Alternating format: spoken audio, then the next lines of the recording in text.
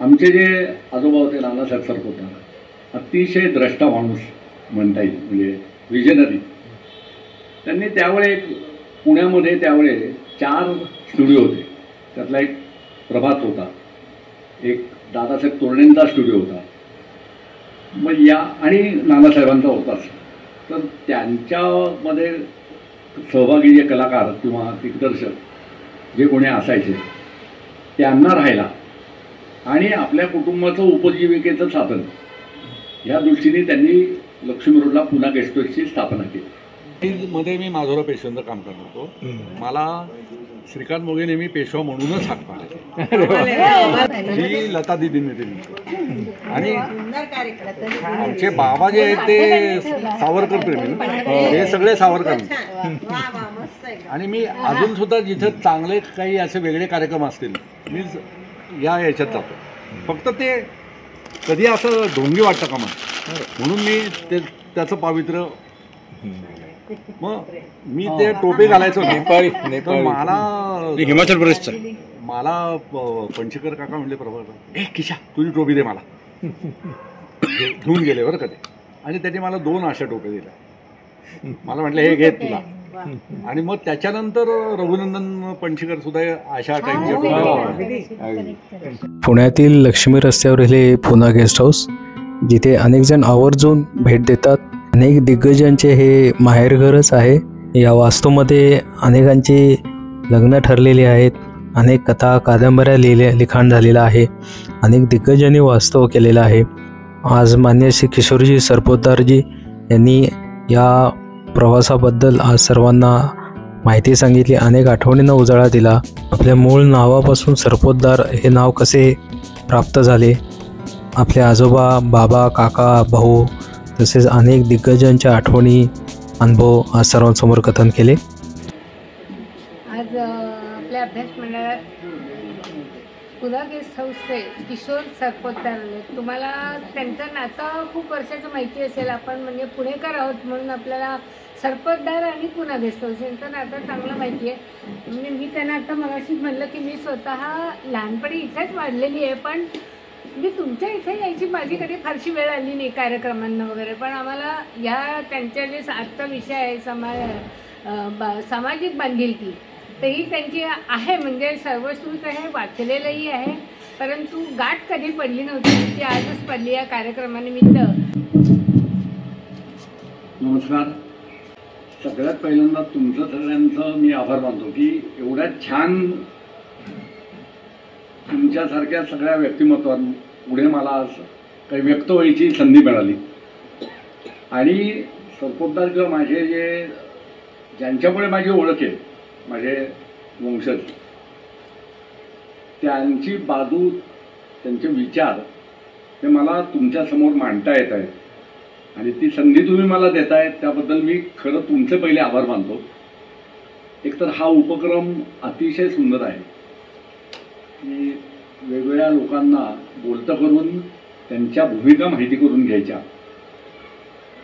तर जमेल तेव्हा मलाही तुम्ही सांगत जा, मी नक्की येत जाईन. म्हणजे व्यक्तिमत्व प्रगल्भ व्हायला याचा खूप उपयोग होतो असं मला वाटतं. मी सुरुवातीला थोडक्यात बॅकग्राऊंड सांगतो. ते सरपोतदार हे जे नाव आहे, हे नाव पहिलं वेगळं होतं. मूळ नाव आमचं वेगळं होतं. विशाळगडावरचे खजिनदार म्हणून ते पोतदार. आणि संपूर्ण म्हणजे आता अर्थ मंत्री वगैरे असतात त्या पद्धतीचं ते पोस्ट होती ती. त्याच्यावरनं आमचे जे वंशज होते त्यांनी तर त्या पूर्वजांनी ते सगळं भूषवलं. आणि त्याचं नंतर मग शिवाजी महाराजांच्या काळात त्यांना सर ही पदवी मिळाली म्हणून पोतदारचं सर पोतदार असं झालं. माझे जे आजोबा होते नानासाहेब सरपोतदार, ते आणि त्यांचे बंधू वायडी सरपोतदार. आमचं गाव आहे ते कोकणामध्ये पाली म्हणून जे गाव आहे रत्नागिरीच्या शेजारी, तर त्या गावाचे सरपोतदार मूळ म्हणून समजले जातात. आणि त्या दोघांना चित्रपटसृष्टी किंवा चित्रनिर्मिती, चित्रपट निर्मिती करायचा खूप ध्यास होता, म्हणून ते मुंबईला गेले. आणि मुंबईनंतर मग नानासाहेब स्वतः पुण्यात आले आणि पेशवे पार्कला लागून आदमबाग म्हणून आत्ताची जी जागा आहे तिथे त्यांचा मुखपट तयार करायचा स्टुडिओ होता. त्यांचे जे धाकटे बंधू होते वायडी सरपोतदार, ह्यांनी एक काळ इतका गाजवला की सोहराब मोदी आणि अर्देशद इराणी यांच्या सर्व हिंदी चित्रपटांचं सिनेमॅटोग्राफी आणि डायरेक्शन हे त्यांच्याकडे होतं. म्हणजे आज आपण अनेक चित्रपट त्यावेळेचे आपण यूट्यूबवर बघितले तर त्यांच्या श्रेयनामावलीमध्ये यांचं इतका प्रकर्षाने नाव यायचं की जसा महत्त्वाच्या लोकांच्या नावं येतात तसं त्यांचं अँड सिनेमॅटोग्राफर किंवा डायरेक्टर बाय वाय.डी. सरपोतदार. आणि कलाकारांमध्ये पृथ्वीराज, राज वगैरे अशी ते त्यावेळेस ज्युनियर होते त्या मानाने. कोणते सिनेमे? अनेक चित्रपट आहेत, मला आता तेवढी नावं सांगता यायची नाहीत. आलमारा होता, आलमारा वगैरे खूप खूप त्यावेळेचे. तर ह्याची काही माहिती मिळवताना आता तो जो काळ होता ना तो काळ चित्रपट की ते त्याचं कुठेतरी डॉक्युमेंटेशन वगैरे व्हावं, पण ती माहिती मिळवताना पाकिस्तानी एका पत्रकारांनी आम्हाला खूप मदत केली आणि त्यांनी त्यावेळेचे खूप संदर्भ मिळवून दिले. आमचे जे आजोबा होते नानासाहेब सरपोतदार, अतिशय द्रष्टा माणूस म्हणता येईल, म्हणजे विजनरी. त्यांनी त्यावेळे पुण्यामध्ये त्यावेळे 4 स्टुडिओ होते. त्यातला एक प्रभात होता, एक दादासाहेब तोरणेंचा स्टुडिओ होता, मग या आणि नानासाहेबांचा होताच. तर त्यांच्यामध्ये सहभागी जे कलाकार किंवा दिग्दर्शक जे कोणी असायचे त्यांना राहायला आणि आपल्या कुटुंबाचं उपजीविकेचं साधन या दृष्टीने त्यांनी लक्ष्मी रोडला पुन्हा गेस्ट हाऊसची स्थापना केली. म्हणजे विजन बघा की 2 बिझनेस त्यांनी सुरू केले, मुहूर्तमेढ केली. त्यात त्यांनी माथेरानला एक पुन्हा गेस्ट हाऊस सुरू केलं. नंतर ते गेल्यानंतर निधन पावल्यानंतर ते दिवाळकरांनी घेतलं आणि माथेरान महाबळेश्वर दोन्ही ठिकाणी त्यांनी पुन्हा गेस्ट हाऊसच्या शाखा सुरू केल्या होत्या. माझ्या आजोबांचं मी थोडक्यात सगळं सांगतो, मग गप्पांच्या नादात बरेच आपले गमती जमती कळतील तुम्हाला किंवा तुम्ही काही विचारा, मला खूप काही कुमारदार आठवणी सांगता येतील. तर ते वयाच्या 40व्या वर्षी निधन पावले. त्याच्या आधी त्यांनी 49 मुखपट तयार केले होते. बघा, त्यातला महाराचा पोट हा दलित उद्धारावरचा भारतातला सर्व पहिला मुखपट त्यांनी 25 आठवडे चालला होता. म्हणजे त्यावेळेचे त्यांचे विचार आपल्याला लक्षात घेतले तर खूप पुढारल्यासारखे होते. म्हणजे ज्यांनी पुन्हा गेस्ट हाऊसची स्थापना केली त्यावेळी नाव सुद्धा पुन्हा गेस्ट हाऊस ठेवलं इंग्लिश, की काळाप्रमाणे बदलायला पाहिजे या दृष्टीने त्यांची ती दृष्टी दिसून येते. त्यामुळे त्यांनी अजून एक हॉस्पिटॅलिटी क्षेत्र, आत्ता जे आदरातिथ्य क्षेत्र याला आपण खूप महत्त्व देतो, म्हणजे आता तो खूप पॉप्युलॅरिटी झालेला शब्द आहे की हॉस्पिटॅलिटी म्हणजे हॉटेल व्यवसाय, त्याच्यामध्ये इव्हेंट आहे, सगळं आहे, लग्न सराई वगैरे. ह्याच्यावर माहिती देणारं महाराष्ट्रातलं भारतातलं सगळ्यात पहिलं मुखपत्र त्यांनी सुरू केलं आणि त्याचे काही आमच्याकडे नंतर आता त्याचा म्हणजे काही त्यावेळेचे अंक मिळाले. आणि मामा काणे म्हणून जे मुंबईला होते त्यांना त्यांनी बरोबर घेतलं होतं, दोघांनी मिळून ते सुरू केलं. नानासाहेब असेच तोपर्यंत 2 वर्ष त्याच्या आवृत्त्या निघाल्या. आहारमाला म्हणून त्याचं नाव होतं आणि मराठी इंग्लिश दोन्ही एडिशन म्हणजे दोन्ही लँग्वेजेसमध्ये त्यांनी ते सुरू केलं होतं. चित्रपटाच्या बाबतीत म्हणजे त्यांनी जेव्हा स्टुडिओ सुरू केला त्यावेळेस जे काही कलाकार त्यांनी इंडस्ट्रीसाठी इंट्रोड्यूस केले असं म्हणून त्यात ललिता पवार, त्यांचं नाव अंबू होतं. आणि बाबासाहेब पुरंदरे वगैरे मला सांगतात की ते म्हणले बाबासाहेब पुरंदरे नेहमी दाखले द्यायचे की आम्ही लहान असताना तुमच्या आजोबांच्या त्या स्टुडिओच्या इथे येऊन असं कंपाऊंडवर बघत राहायचो की आज शूटिंग कसं चाललंय आणि कलाकार कोण कोण आहेत. ललिता पवार जेव्हा लहान होत्या त्या अशाच बघायला आल्या होत्या आणि त्यांनी असं लपून छपून कंपाऊंडवरनं बघत होत्या त्या, आणि त्यांचा तोल लावून त्या खाली पडल्या. पडल्यानंतर सगळ्यांचं लक्ष गेलं तिथे की कोण पडलं काय, आणि त्यांना एकदम की त्या घाबरून गेल्या होत्या एकदम. मग आजोबांनी त्यांनी सांगितलं की तू मुली घाबरू नकोस, तुला बघायचं तर इथून बघ.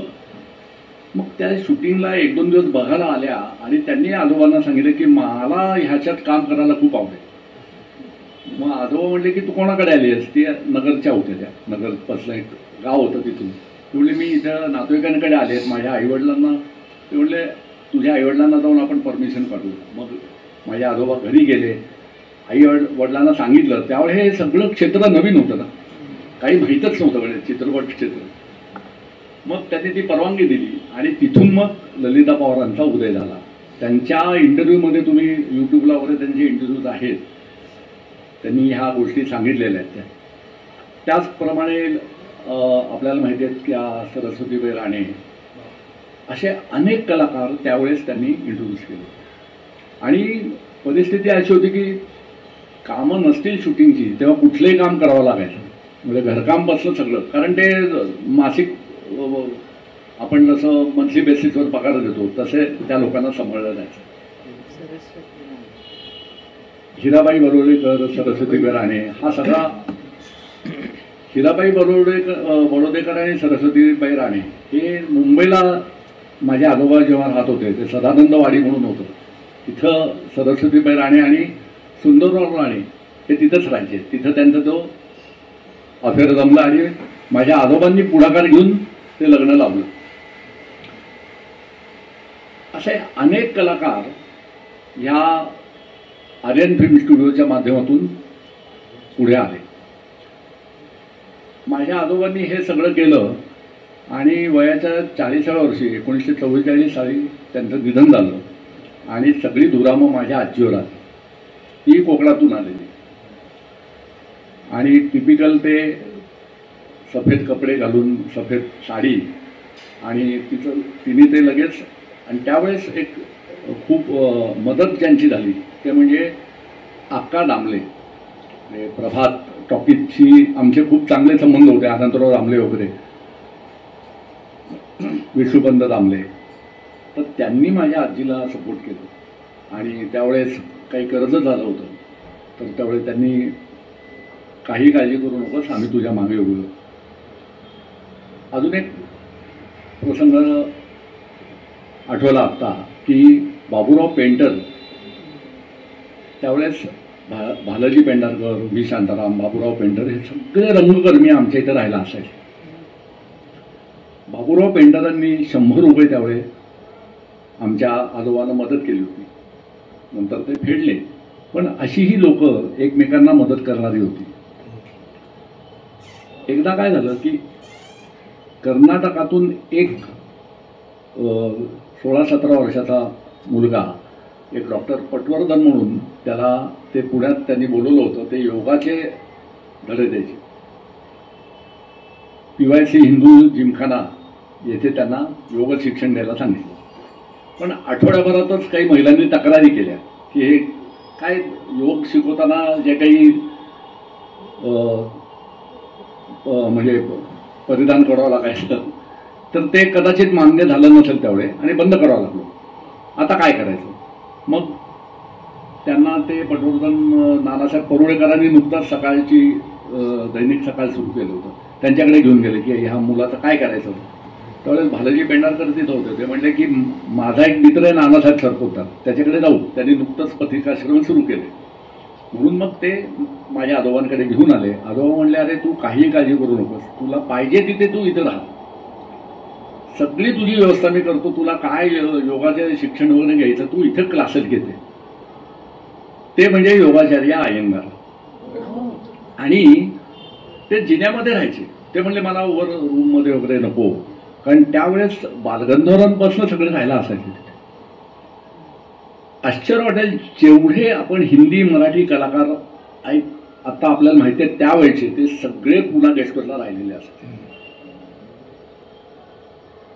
योगाचार्य अय्यंगार जेव्हा 99 वर्षाचे त्यामुळे त्यांचे शिष्य परिवार एक डॉक्टर शैलेश गुजर, तुम्हाला नाव ऐकून माहिती असेल, तो माझ्या मागे लागला की गुरुजी फार आठवण काढतायत आणि ते येऊ शकत नाहीत अशी त्यांनी निरोप दिलाय, तर आपण जाऊ त्यांना भेटायला. अरे म्हटलं जाऊच म्हटलं. गेलो. गेल्यानंतर गुरुजी झोपले होते त्यावेळेस, म्हणजे आजारी होते खूप. तेव्हा मी गेलो, मी मिसेस आणि मुलगा, तर माझ्या पायाकडे असं हे करून म्हणजे किती मोठेपणा म्हणे बघा. आणि तेव्हा त्यांनी एक तर त्यांनी त्यांच्या आत्मचरित्रात लिहिलेलं आहे हे सगळं, पण ते नेहमी ती आठवण काढायचे की मला जे काही करिअरला सुरुवात झाली ती नानासाहेब सरपोतदारातून. तर त्यावेळेस आमच्याकडे वसंतराव पैलवान राहायचे, मास्टर विनायक, विठ्ठल, जेवढे लोक असायचे ते तिथे. म्हणजे त्यावेळेस इन्कम या कोणाचंही फार नव्हतं. तुम्ही या राहा, घरच्यासारखं राहा, कोणाचेही पैसे मागितले जायचे नाहीत. आणि हे मी सांगतोय याच्यापेक्षा त्याचे उल्लेख त्या लोकांच्या आत्मचरित्रामध्ये आहेत. पुन्हा गेस्टचा जो लोगो आहे तो समर्पक आहे, म्हणजे चिमणी पाखरांना भरवतीये.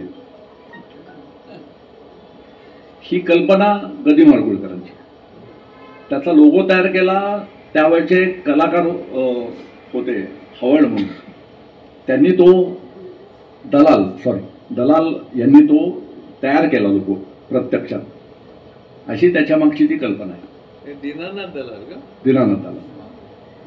आणि हे सगळे दिग्गज लोक त्यावेळेस तिथे जे राहायला होते, सुधीर फडके बाबूजी ह्यांच्या लग्नामध्ये मंगलाष्टकं म्हणायला रफी साहेब आले होते. त्याच्या आधी ते प्रॅक्टिस करायला पुन्हा गेस्टला राहायचे रफी साहेब. आणि तसे उल्लेख हे त्यावेळे होतेच. आता मध्ये आम्ही रफी साहेबांवर एक कार्यक्रम केला आणि एक जण मला डेक्कन क्लबवर भेटले, अरे आज तुझा कार्यक्रम होता. मी लहानपणी मी आणि सुधीर हे रफींना भेटायला तुमच्या इथं आलेलो, रफी साहेबांना. कारण बाबूजींबरोबर श्रीधर फडके आलेले आणि तिथं त्या प्रॅक्टिस चालायच्या. श्याम बेनेगल, तुम्ही जी नावं आपल्याला हिंदी मराठी चित्रपटसृष्टीतली माहिती आहे त्यांचे तिथं पाय आणि लागलेले आहेत. आणि त्याचा तिथे म्हणजे वावर असायचा. पृथ्वीराज कपूर, राज कपूर हे कोल्हापूरला भालजी पेंढारकरांना गुरु मानायचे. राज कपूरनी भालजी पेंढारकरांच्या चित्रपटात प्रथम काम केलेलं आहे, नारदाची भूमिका केलेली आहे. आणि पृथ्वीराज कपूर शिकण्यासाठी म्हणून भालजींना भेटायला जायचे आणि भालजींचं आमच्याकडे राहणं असायचं. त्यामुळे कोल्हापूरला जाताना आमच्या इथं यांचं सगळ्यांचं वास्तव्य असायचं. हे लक्ष्मी रोडला जे पुन्हा गेस्ट हाऊस आहे तीच वास्तू. आत्ता आपल्याला आश्चर्य वाटेल, आत्ता ती वास्तू एवढे लोक कसे राहून गेले काय, पण ते त्या एरामध्ये ती लोक राहून गेली. आणि ते आर्यन स्टुडिओ कुठे? तो पेशवे पार्कला लागून आदमबाग म्हणून तिथं तो स्टुडिओ होता. आणि असं म्हणजे इसाक मुजावर म्हणून तुम्ही नाव ऐकलं असेल, पत्रकार आणि रसरंगचे संपादक, त्यांचं पुन्हा गेस्ट होतं. इतकं प्रेम आणि त्यांना सगळ्या ह्या प्रभूती तिथंच भेटायच्या ना. म्हणजे तर त्यांनी एक लेख लिहिल्याचं मला आठवतंय. रसरंगमध्ये ते वारंवार पुन्हा गेस्ट हाऊस हे असं मध्यवर्ती ठिकाण होतं की तिथूनच सगळ्या गोष्टी कळायच्या की कोणाचा चित्रपट होतोय, कुठल्याची निर्मिती होतीये. तर त्याच्यात त्यांनी एक उल्लेख केला होता की बालगंधर्व आंघोळ करताना आमचा महादू म्हणून त्यावेळेस एक नोकर होता, तो त्याला खेकसून बोलतोय, हे काय करत बसले, लवकर बाहेर आहे, दुसऱ्याला सांगतील काय. ही फॅक्ट होती. त्यांना काय करायचं ना, म्हणजे हे कोण. आपण ही सगळे जे लोक होते ना हे त्यांच्या वयात तरुण होते. त्या आत्ता ते सगळे मोठे झाले. लता दिदींचं उदाहरण, लता दिदी जेव्हा 12-13 वर्षाच्या होत्या तर पुन्हा गेस्ट हाऊसच्या समोरच्या गल्लीमध्ये त्या राहिल्या. खडकेआडीत नंतर गेल्या, त्यांनी तो नंतर वारा विकत घेतला, पण त्यावेळेस त्या तिथं राहिल्या होत्या दिनानाथजी. आणि त्यावेळेस त्या मग माझ्या आत्याशी बरोबर म्हणजे त्यांनी हे मला का माहिती, एकतर मला ऐकून माहिती होतं, त्या यायच्या आमच्याकडे. ही सगळी मंगेशकर कुटुंब आमचं घरच्यासारखंच आहे. त्यांनी मला फोन केला होता. आता असं म्हटल्यावर सगळे म्हणतील किती काय म्हणजे लता दिदी मला का फोन करतील, मी त्यांच्या मागे लागू शकतो. लता दिदी सरपोतदाराचं नातू, ओळखलं का, असं का तसं का. त्यांचा मोठेपणा. त्या हॉस्पिटलमध्ये ॲडमिट व्हायच्या आधी 1 वर्ष साधारण फोन केला, त्यावेळेस पुन्हा गेस्ट हाऊसला 85 वर्ष झाली होती. त्यांनी लक्षात ठेवून आणि लँडलाईनवरनं केला होता, त्यामुळे मी तो फोन बंद करणार होतो की कॉल सेंटरचा असेल म्हणून. पण काय बुद्धी झाली, मी तो घेतल्यावर तो कोणी विसरू शकत नाही. मी एक शहाणपणा केला, मी रेकॉर्डिंग सुरू केलं. 55 मिनिटं माझ्याशी बोलत होत्या आणि त्याच्यात हे सगळे उल्लेख त्यांनी की तुमच्या आजोबांनी, तुमच्या आजीनी, आम्ही आई बांधायचो त्यांना, माझ्या आईच्या मैत्रीण माई मंगेशकरांच्या, आणि त्यांनी सगळं ते त्यावेळेचं त्या काळ, माझ्या वडिलांची, आणि मग काय काय त्यांनी गोष्टी तिथल्या सांगितल्या. स्मरणशक्ती जबरदस्त. अतिशय तल्लख, प्रत्येक गोष्ट म्हणजे डिटेल्स. हां. तर माझ्या बोलण्याच्या नादात काही प्रसंग नंतर येतील, आधी येतील, तेवढं समजून घ्या, कारण कुठलं लिहून असं मी आलेलं नाही आहे. लता दिदींचे नंतरही काही उल्लेख येतील की कशा पद्धतीने ही लोकं मोठी होती, म्हणजे खऱ्या अर्थाने कलाकार म्हणून असतातच, पण माणूस म्हणून कसे ही लोकं मोठी होती ह्याचा प्रत्येकाचा आला तो. तर तो त्यांनी फोन केला त्याच्यात सगळा. ज्यावेळी त्या गेल्या त्यावेळी मला टाइम्समधून पहिला फोन आला की सपोर्टर मंगेशकरांचं तुम्ही ठिकाण दाखवा की जे राहत होते दीनानाथ. मग ते शोधाशोध सुरू झाली की त्यांचे फोटो, कारण मीडियाला लागतात की, मग त्यांनी मला घड्याळ दिलं होतं, त्यांनी काही माझ्या बायकोचं, म्हणजे असं काय जे आमच्याकडे होतं ते पटपट शोधून, काय आपल्याला माहीत नाही हो असं, आणि मलाच का मागतील असं काही आपल्याला माहिती नाही असं, पण ते झालं. त्या निमित्ताने मग ह्या सगळ्या गोष्टींचा उजाळा परत निघाला. तर लता दिदींचंही लहानपण हे 13व्या वर्षात, म्हणजे नंतर त्या मग मुंबईला गेल्या आणि मग त्यांचं आपल्याला माहितीच आहे किती. पण माझे आजोबा काय, माझी आजी काय, माझे थोरले काका बंडोबन सर होतात, माझ्या वडील, ह्या लोकांना असं काही माहिती होतं का की 13 वर्षाची आहे म्हणून यांना सहकार्य करायचं नाही किंवा काय. तिथे येणारा प्रत्येक जे कोणी प्रभूती होती त्या प्रत्येकाला अतिशय सन्मानाने वागणूक, ज्यांच्याकडे पैसे नाहीत पैसे घ्यायचे नाहीत अशा पद्धती. त्यानंतर त्यावेळेस समकालीन बरीच लॉजेस होती ना पुण्यात, किंवा बिझनेस करतात लोक, पण मग त्यात आपलं वैशिष्ट्य काय, तर पैसा हा म्हणजे काही महत्त्वाचा मानलेलाच नव्हता. कलेसाठी प्रेम आणि माणुसकी. जे आजोबांनी केलं, माझ्या आजीनी सर्व पहिलं भारतातलं मुलींसाठी वसतिगृह सुरू केलं, गेस्ट हॉस्टेल. हे पहिलं होतं प्रकार की मुलींना, ज्या महिला त्यावेळेस पुण्याची वाढ व्हायला लागली होती, वेगवेगळी विद्यापीठं पुण्यात सुरू झाली होती, तर त्या मुलींना राहायला म्हणून सोय नव्हती, म्हणून मग पेंगेस्ट हॉस्टेल. वर्किंग महिला सुद्धा होत्या, ॲम्युनिशन फॅक्टरी होती त्यावेळी, तर त्या महिलांना सुद्धा असं माहिती नव्हती की कुठे राहायचं सुरक्षित ठिकाण. ते माझ्या आजीने हॉस्टेल सुरू केलं. आमच्या समोरची जी लोक आहेत ते संदर्भ सांगतात, जे जुने व्यापारी आहेत, की अहो म्हणे तुमच्या आजी एकतर शुभ्र पातळ म्हणजे नऊवारी साडी सफेद कलरची, आणि संपूर्ण तिने हा कारभार बघायला सुरुवात केली. पुन्हा गेस्ट हाऊसचा डायनिंग हॉल हा फार फेमस होता, आणि ती सगळी पहाटेपासून जी काम करायची ते रात्रीपर्यंत, आणि तिने अनेक लोकांच्या आठवणी, म्हणजे कितीतरी लोकांना तिने कुठल्याही मोबदला न घेता जेवण दिलेलं आहे.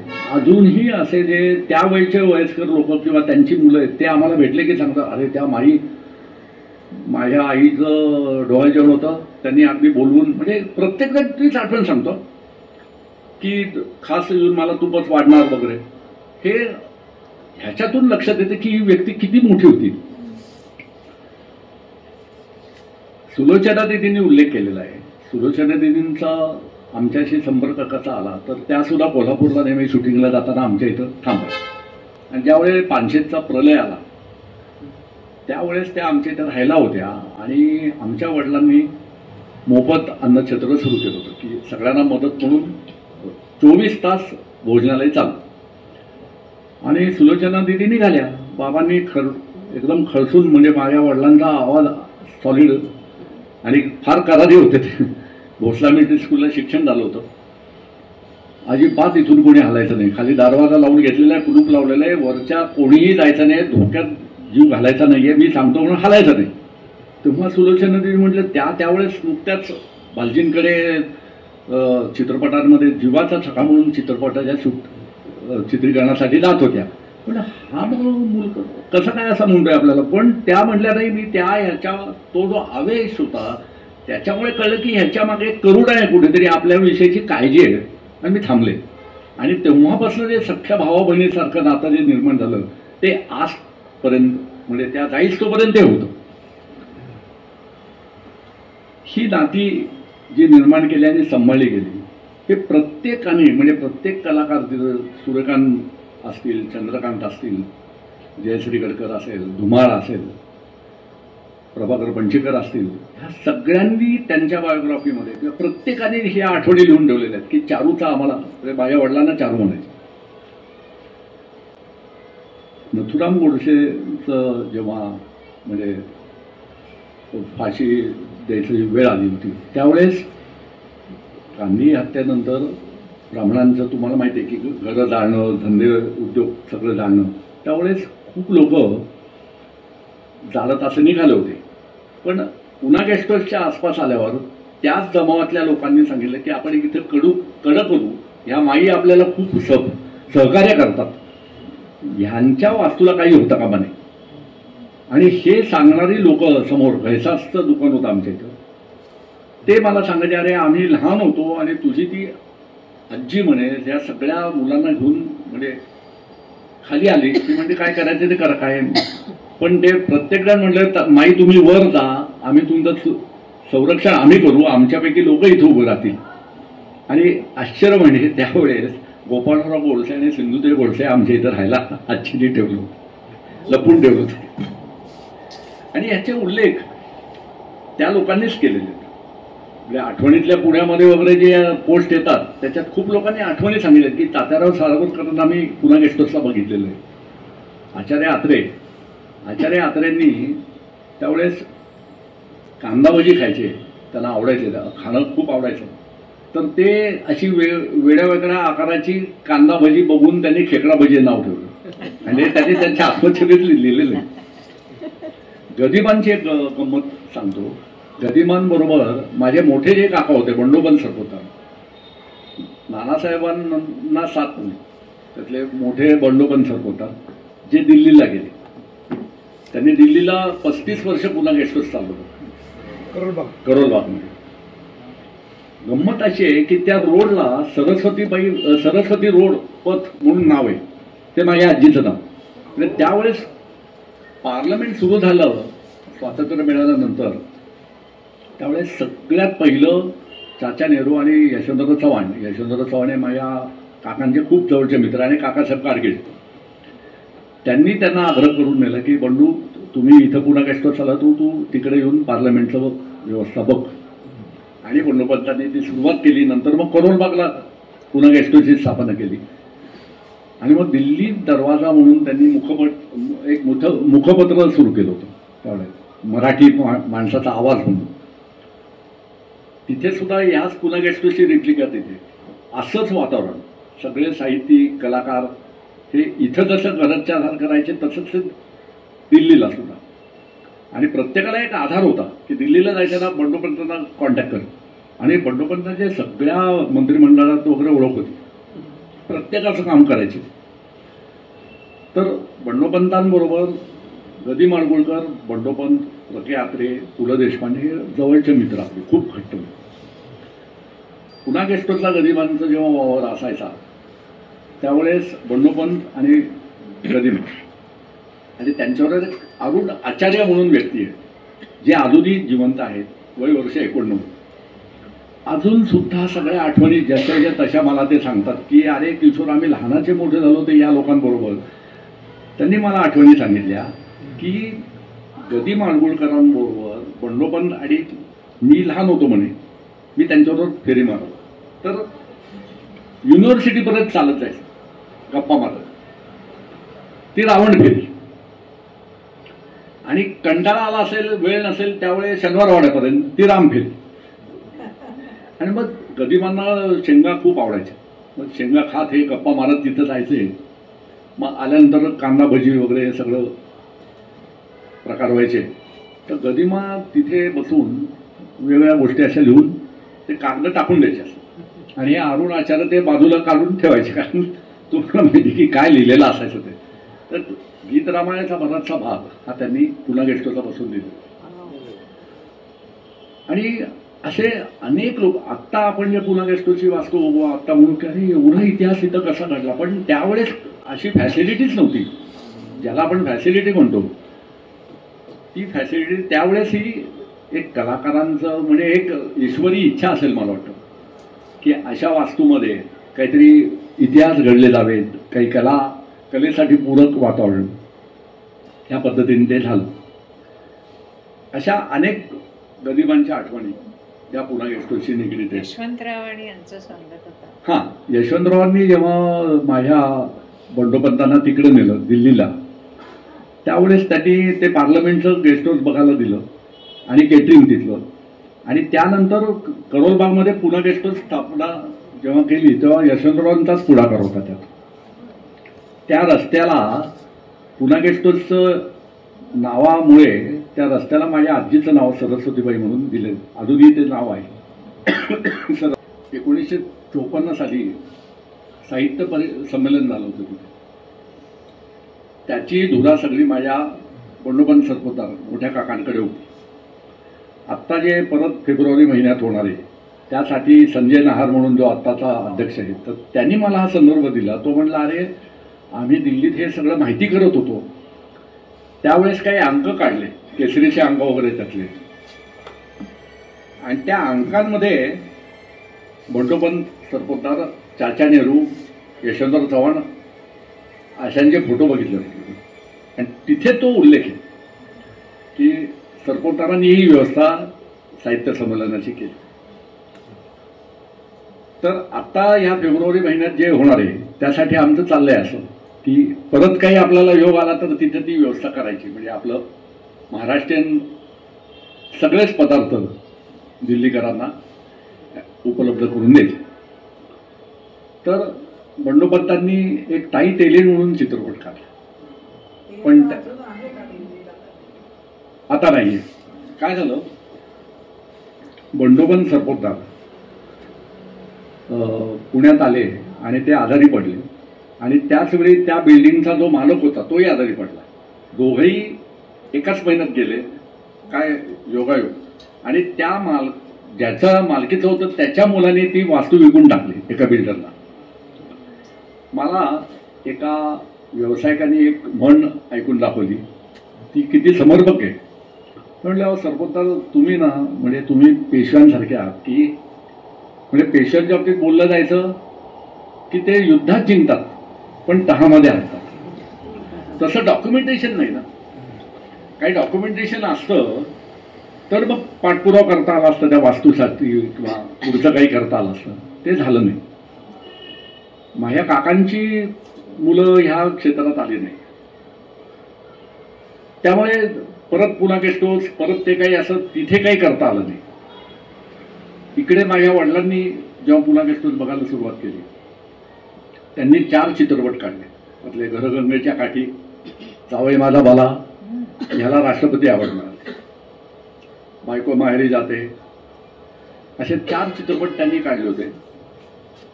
त्यांच्यापेक्षा धाकटे विश्वास सरपोतदार, त्यांनी जवळजवळ 17 चित्रपट निर्माण केले. लक्ष्मी, हीच करी दौलत, झेडपी, रंगाला रात्री आशा, असे अनेक त्यांचे चित्रपट गाजले. माझे वडील हे भोसला मिलिटरी स्कूलमध्ये शिक्षण घेत होते, त्यामुळे त्यांच्यावर त्यावेळे डॉक्टर मुंजे म्हणून तिथे होते. आणि हे सगळे सावरकर पैकी माझे वडील हे कट्टर सावरकर बघतो, हिंदू महासभेचे अध्यक्ष होते. आणि कायम केशरी शर्ट घालायचे, पांढरा पायजमा, एक रुमाल असायचा तोही केशरी, आणि हा कोणी दिलेला असायचा तर लता दिदी, सुलोचना दिदी, काशीनाथ काणेकर, हे ते सगळे भालजी पेंढारकर. कारण माझ्या वडिलांचे मित्र भालजी, माझ्या आजोबांचे, आणि भालजी पेंढारकरांचा पगडा ते सावरकरांचे मित्र, त्यामुळे ते सगळं आमच्याकडे आलं. सावरकर स्वतः तुमच्या इथे होते. तेच आठवणीतल्या पुणेमध्ये एकाने ती आठवण सांगितली की तात्यारावांना आम्ही तिथे बघायचो, अशा आठवणी सांगितल्यात. एक वडिलांचं हिंदुत्ववादी जे प्रेम होतं किंवा सावरकर ह्याविषयी प्रखर, पण म्हणून त्यांनी कुठल्याही धर्माचा अनादर नाही केला होता. त्यांना सगळेच धर्मातले मित्र होते, पण पाठपुरावा कायम त्यांनी हिंदुत्व भूमिकेचा केला. सगळ्यात धाकटे काका होते ते गजानन सरपोतदार, ते मात्र काँग्रेसवाले होते. म्हणजे त्यावेळेस पवारसाहेब वगैरे साधे सभासद होते. अशा वेळी हे युवक काँग्रेसचे अध्यक्ष होते. ह्या दोन्ही विचारप्रणाली आमच्या घरात होत्या, पण सगळं छान गुढीगुढी होतं. असं काही भांडणं बिंडणं नाही. वैचारिक काही गोष्टी असतील त्या, कारण त्यावेळेचे काँग्रेस नेते जे पुण्यातले होते ते चांगलंच काम करत होते, म्हणजे असं काही विषय नव्हताच. पण माझे बाबा संघ, जनसंघ वगैरे या सगळ्यात होते, म्हणजे प्रामुख्याने. बालगंधर्वांच्या बाबतीत एक गोष्ट अशी आठवली की बालगंधर्व ज्यावेळी त्यांच्या शेवटच्या काळामध्ये बालगंधर्व हे त्यांनी दुसरा धर्म स्वीकारला असं होतं. त्यांचं निधन झालं त्यावेळेस काही हिंदुत्ववादी कार्यकर्ते आणि माझे वडील हे तिथे गेले आणि त्यांनी पहिली ती बॉडी ताब्यात घेतली आणि त्यांचं हिंदू पद्धतीने क्रियाकर्म केलं. नाहीतर त्यांच्यावरच शिक्का बसला असता त्या धर्माचा. अनेक धर्मांतरं माझ्या वडिलांनी थांबवली. पुन्हा गेस्ट हाऊस या वास्तूमध्ये अनेक लोकांचे विवाह झालेले आहेत. हे कोणाचे झाले तर बऱ्याच कलाकारांचे. रमेशदेव सीमा यांचा साखरपुडा तिथे झालेला आहे. पहिला तिथं झाला साखरपुडा, मग नंतर मुंबईला जाऊन मुंबईत झाला, पण पहिला आपल्या इथे झाला. माझ्या वडिलांचा तो शिरस्ता होता की काही नाही आणि ह्या सगळ्यांचं चांगलं व्हावं. मग वडिलांनी काय त्यावेळेस श्रीवत्स म्हणून एक संस्था सुरू केली आणि त्यातली एका मुलीला त्यांनी दत्तक घेतलं. तिला 15 दिवसाची अशी टाकली होती. ती अजूनही माझी बहीण आहे आणि ती आता नातवंड वगैरे व्यवस्थित उत्तम चाललेलं आहे तिचं. आमच्या प्रत्येक कार्यक्रमामध्ये 10 अनाथ मुलांच्या मुंजी, 10 मुलांची अनाथ मुलांची वाढदिवस, लग्न असंच असायचं. मी जो मगाशी उल्लेख केला की लग्न लागली त्यातलं एक मानसी मागीकर, तुम्हाला नाव ऐकून माहिती असेल, मानसी मागीकर म्हणजे गोट्याची वगैरे भूमिका केलेली, गोट्याच्या आईची, हा तांबे. मला आठवत आहे की तिचा विवाह आणि त्यावेळी यशवंत वगैरे सगळे आले होते, तर पळून जाऊन करायचं होतं. आणि असं काही असेल ना तेव्हा बाबा उभे असेल, तू काळजी करू नको, मी बघतो, ये तू. माझ्या आईला फोन जायचा, लगेच निघून कन्यादान करायचं. असे अनेक.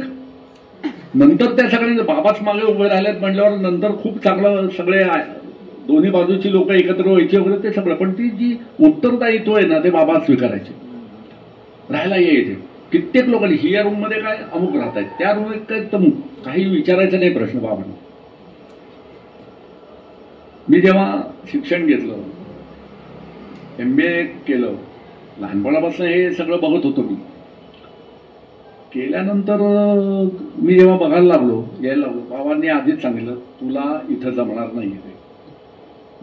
मी ते त्यांची भाषाही अशी फार वेगळी असायची, पण ती आवडायची लोकांना. म्हणजे विजय गोडेकरांनी त्यांच्यावर लेख लिहिला होता की फणस, अतिशय अप्रतिम लेख लिहिला. असे अनेक लोकांनी त्यांच्याविषयी लिहिलेले आहे, पण त्यांना आवडायचं नाही, प्रसिद्धी अजिबात आवडायची नाही. तर ते मला म्हणले तू, मी इथं व्यवसाय करत नाही, तुला काय करायचं मी बाहेर गहाण राहीन तुझ्यासाठी करून देईन. हॉटेल व्यवसाय करायचा असेल तू इथं माझ्यात काही हे का ते काय प्रश्नच विचारू नको. अगदी एक दोनच इन्सिडेंट सांगतो त्यांच्या दातृत्वाचे किंवा काय म्हणजे हे कसं काय आणि तरी अजून कसं आम्ही याचं उत्तर कळेल त्यात. ते जे काय करतात ना ते खूप समाजासाठी खूप भारी आहे हे मला पटत होतं.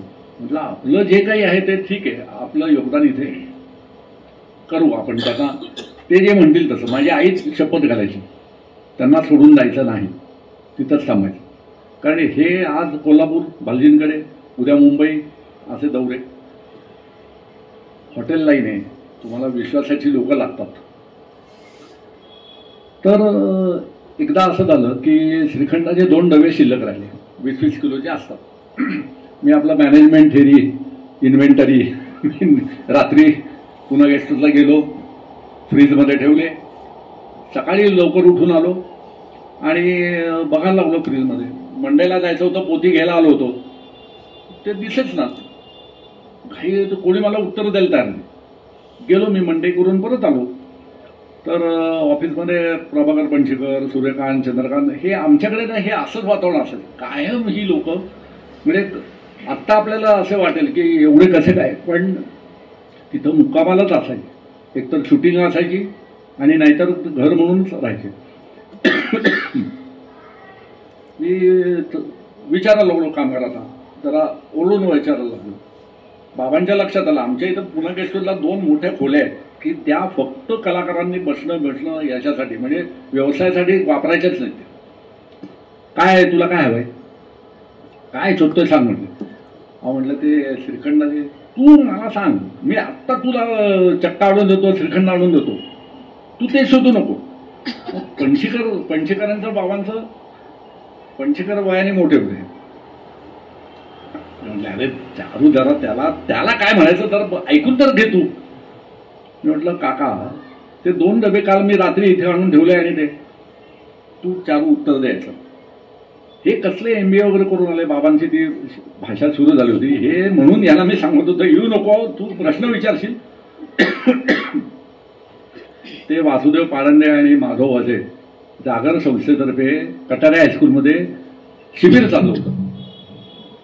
तिथे मी पाठवून दिले. तिथे शिबिर चालू आहे, तिथं पाठवलं. तुला आत्ता जेवायला बसायचे का श्रीखंड, कारण त्यांचा राग तो. एक तर मी तर बसलो, तो पणशीकर म्हणले अरे का किशोर तुला मी बोलतो. आता माझ्यासारख्या माणसाला तुम्ही विचार करा की मी MBAचं शिक्षण घेतलंय तर मी काय शिकावं. व्यवसाय करावा, प्रॉफिटमध्ये करावा. व्यवसाय करायचा प्रॉफिटमध्येच करायला पाहिजे. इथं हेच वातावरण सगळं. काउंटरवर बसलो तर रोज संध्याकाळी देताना 10-15 पुस्तकं, वेगळे प्रकाशक तिथले जी दुकानं होती यायचे बिलं घेऊन, रसिक साहित्य वेगळे 10 कॉपीज 15 कॉपीज. नवीन प्रकाशन झालं तर लेखक काढून द्यायचे यांना, हे विकतच घेणार आणि 10 कॉपीज 15 कॉपी 20 कॉपी. का हे लता दिदीला पाठवा, सूर्यकांतला पाठवा, ह्याला पाठवा, त्याला पाठवा, आनंद यादवांना पाठवा, असं स्वभाव. आपण काय करू, हे पुस्तक घे वाच आणि मला दे. तर रात्री गल्ल्यावर बसलो हिशोब करताना काय शिल्लक राहील तुम्हीच मला सांगा बरं. चिडचिड करणारी त्याने आधीच सांगितलं तू ह्यात लक्षात घालू नको, तुला काय असेल तू येऊच नको इथं, तुला झेपणार नाही. तुम्हाला गमतीशीर उदाहरण सांगतो. हारवाला आमच्या दत्त मंदिरच्या इथं होता. तो 1-2 दिवसात किंवा असा हाराचं बिल घ्यायचा, आठवड्यातून 1-2 8 हार 10 हार. अरे काय रे, अरे दादा अरे ते अमुक नाही का निधन झालं.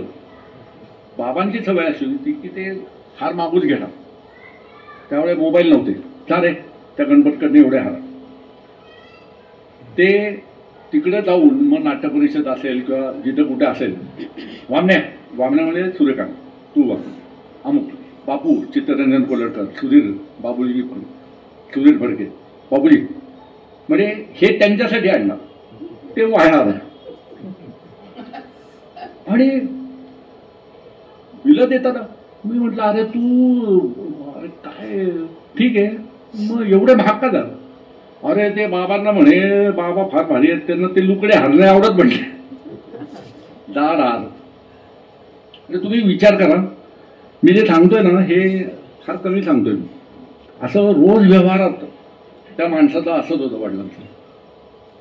लोक मला म्हणायचं तुमचं कसं चालतं रे, मला काही कळत नाही. म्हणजे चारूचा असा स्वभाव लिटरली.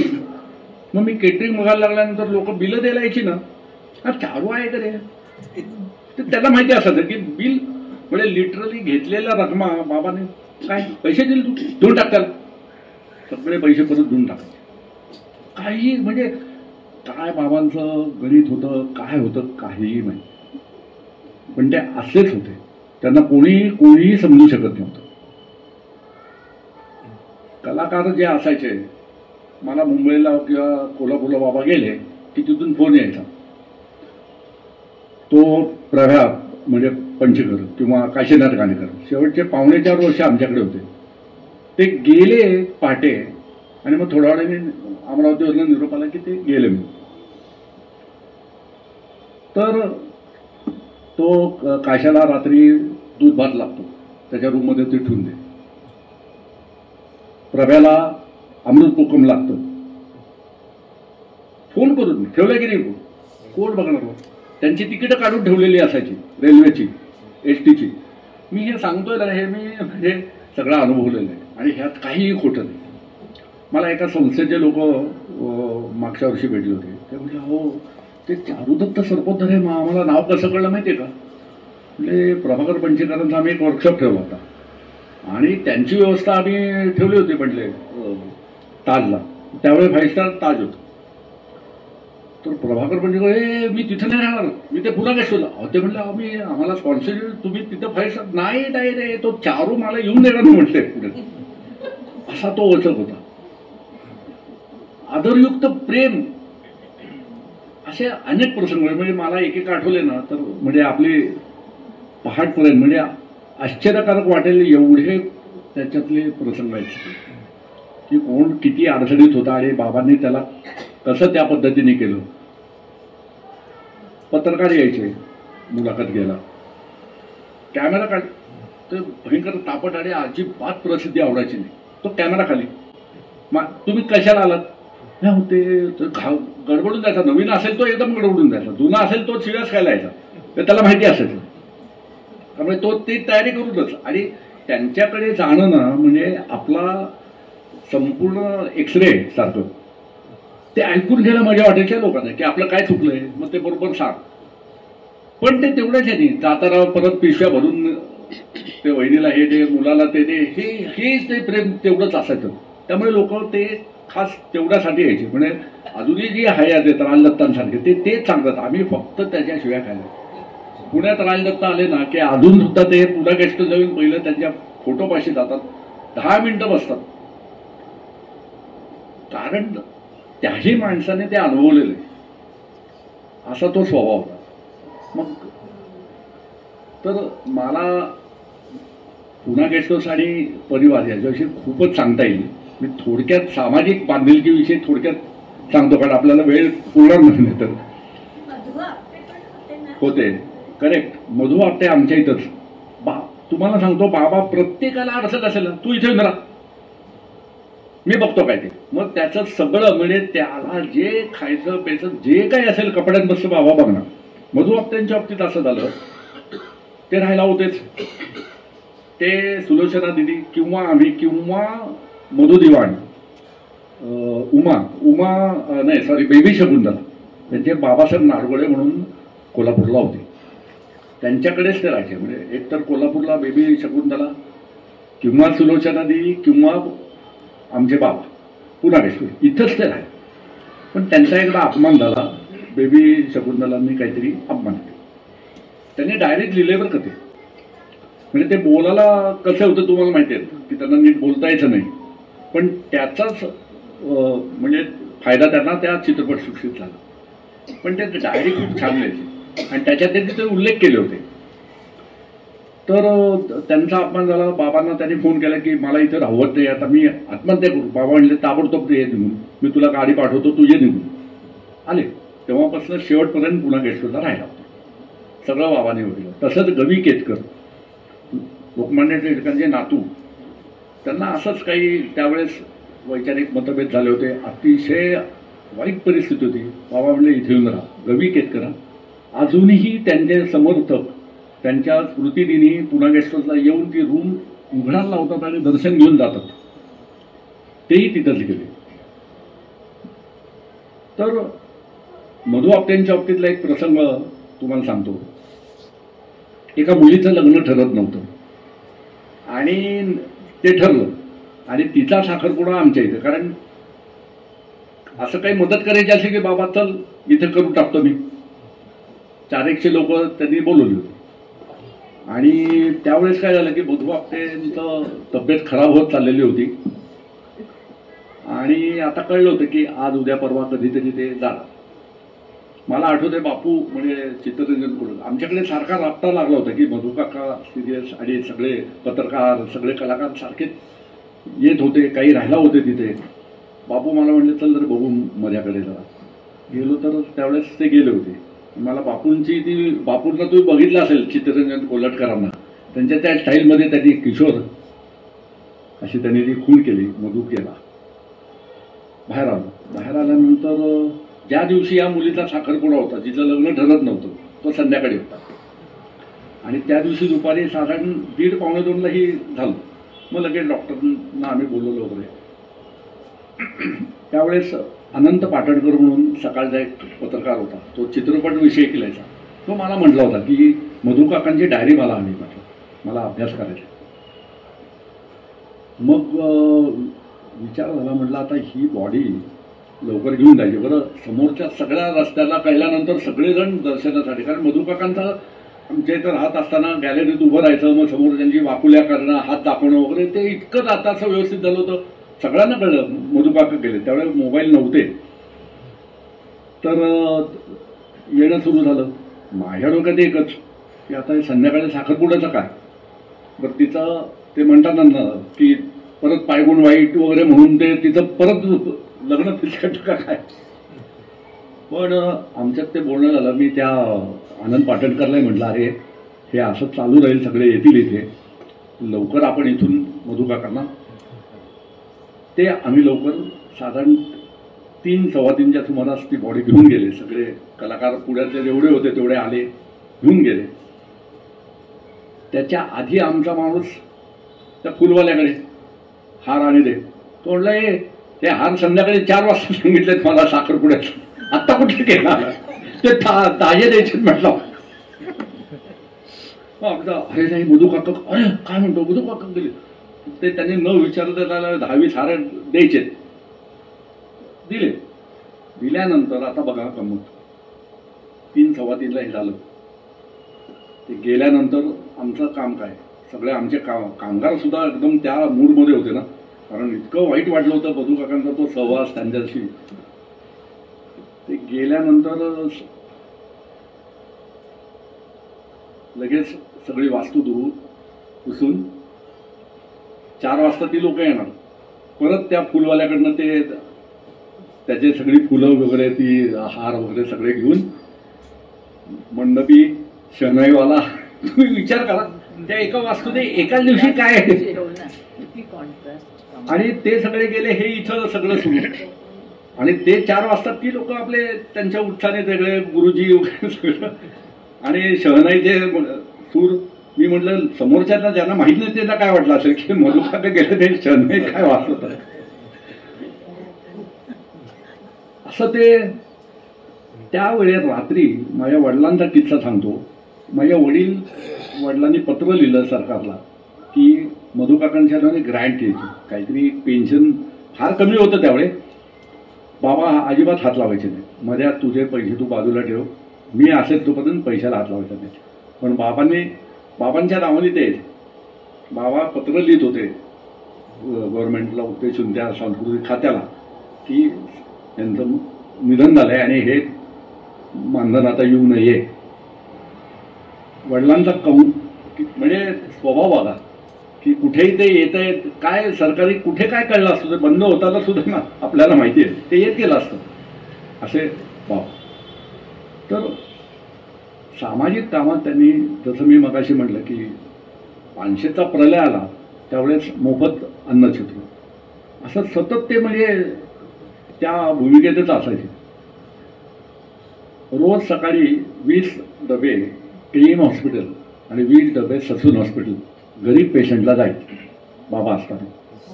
तुम्ही विचार करा, सकाळी आपण कुठलाही व्यापारी काय विचार करतो की मुहूर्त म्हणजे भवानी सुरू होते का, त्या भवानीच्या वेळी पहिले डबे भरले जायचे गरम गरम, देणारे आमचीच लोक, त्याचे खर्चही बाबा द्यायचे आणि तिथं जायचे. आता मी शिकून हे सगळं शिकायला आलेलो, माझ्या मनावर काय होतं, सर हे काय काहीही बोलायचं. मी एकदा माझ्या मित्राच्या आईला भेटायला ससूनच्या वॉर्डमध्ये गेलो. तो खूप गरीब होता आणि तो म्हटला, मी म्हटलं अरे तुझ्या, त्यावेळी माझ्या डोक्यात आला, म्हटलं जेवण. तो म्हटला नाही अरे आपल्याकडनंच येतात डबे ते बघा, आणि थोडा वेळ आले ना तो डबेवाला आमचा. तेव्हा मला त्याची ती तीव्रता कळली की काय हे चमत्कार, म्हणजे जे बाबा करतात ते किती मोठे. म्हणून मी विरोध नाही केला. म्हटलं आपल्याला जे करायचं, आपल्याला स्वतःला सिद्ध होण्यासाठी आपण वेगळं काहीतरी करायला पाहिजे.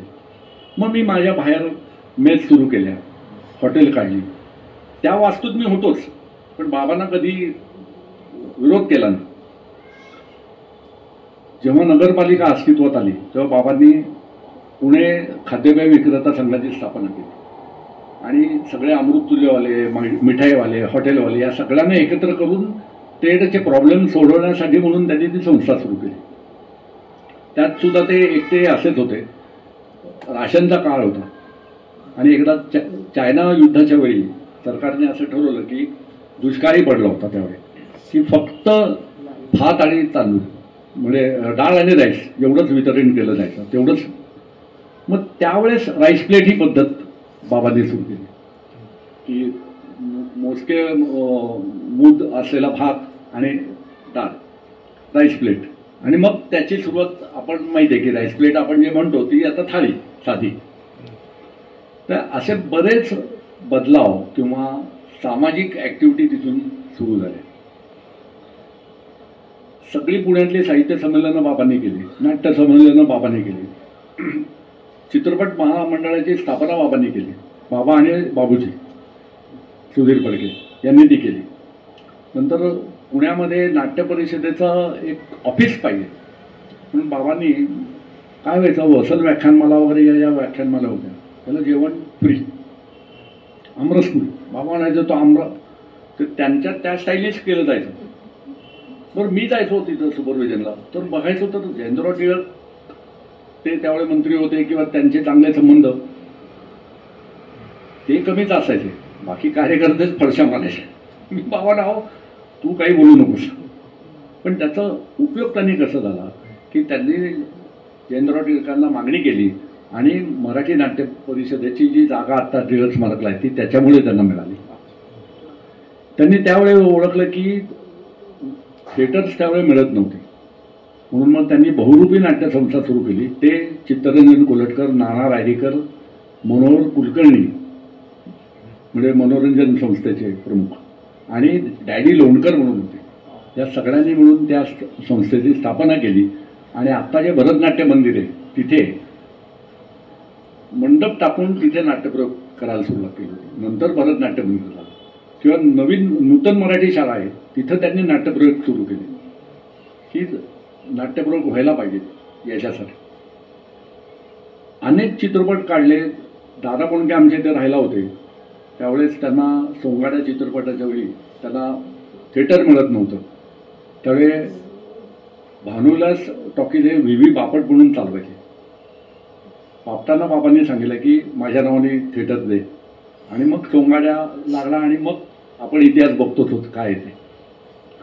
तसंच धनकवडीला कला निकेतन हाऊसिंग सोसायटी म्हणून आहे, कलानगर, ती बाबांनी स्थापना केली. त्याचं भूमिपूजन आहे ते श्री रामचंद्रांच्या हस्ते झालं. का तर कलाकार लोकांना 0 पैशामध्ये स्वतःची वास्तू व्हावी. अनेक साहित्यिक डॉक्टर आनंद यादव असतील, वसंत शिंदे असतील, वसंत फडणीस, दत्ता सराफ सगळ्यांचे बंगले तिथे, दादा कोंडके हे आमच्या बाबांमुळे झालं. अशा अनेक गोष्टी त्यांनी सुरू केल्या आणि दरवर्षी सामूहिक विवाह लावणं वगैरे हे तर त्यांचं शिरस्ता होताच, म्हणजे करायचेच ते.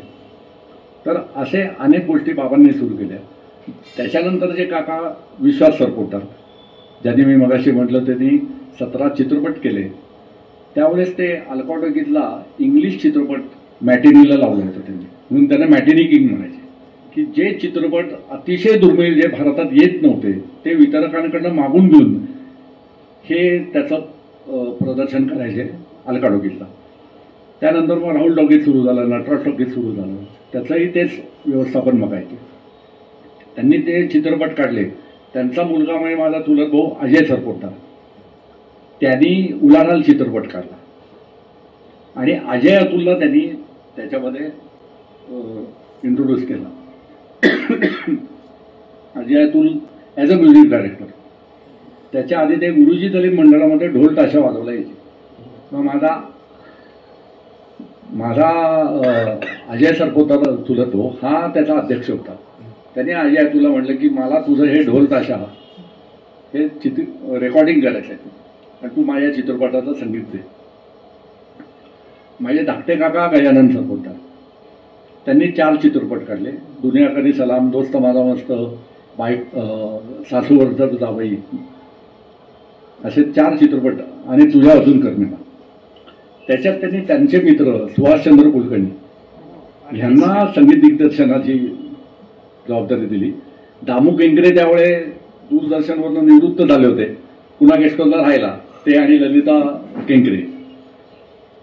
बाबांनी सांगितलं का काकांना की दाम्याला आत्ता काम नाही आहे, तुझ्या चित्रपटाचं दिग्दर्शन त्याला करून दे म्हणून त्यांनी असं. म्हणजे बाबांचा तो फार अधिकार होता, सगळं ऐकायचं, कारण बाबा प्रत्येकाच्या भल्यासाठीच बोलायचे.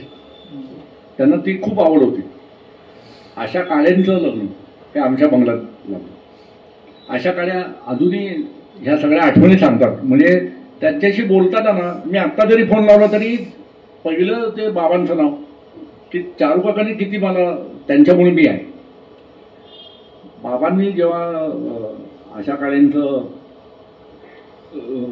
बाळ कोल्हटकरांबरोबरचं जे नाटक होतं वाहतोय दुर्वांची जोडी, त्यावेळी ही ताईची भूमिका ती फेमस झालेली.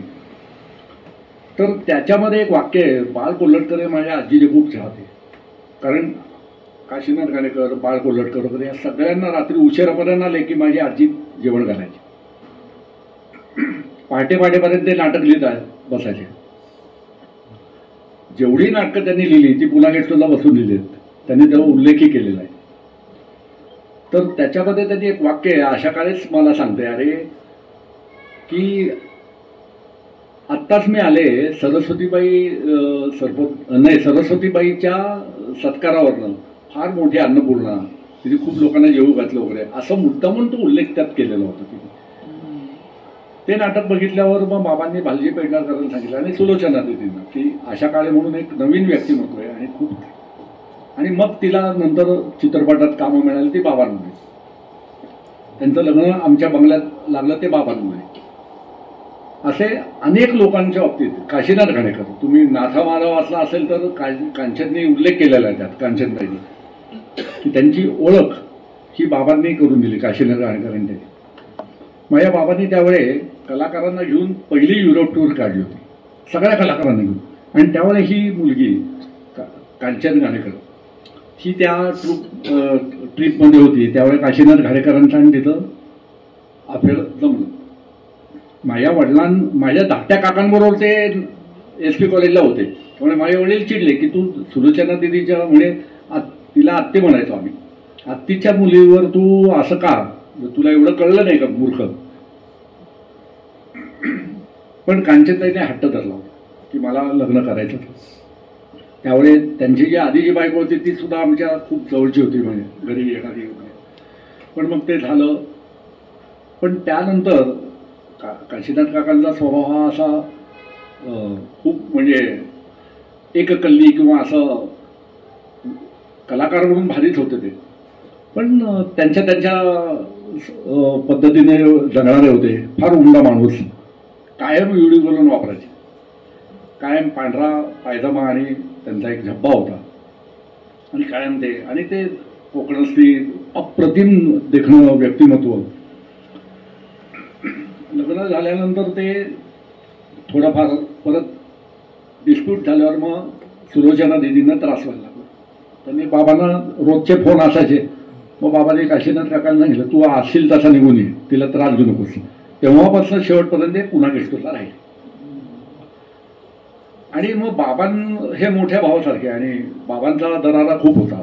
म्हणून मग ते आणि मी म्हणजे 1980 ते साधारण 84 पर्यंत मला आठवत होतं काळ. मी पासआउट होऊन धंदा बघायला लागलो होतो आणि त्यावेळी काशीनाथ खाडेकर आमच्याकडे राहिला होते. आम्ही सतत एकत्र असायचो. मग ते चल आज आर्यभूषणला जाऊ, आज ह्या थिएटरला जाऊ, त्या थिएटरला जाऊ. मग रात्र रिक्षात ते तसेच बसायचे. मी जायचो येतो बोल घरी.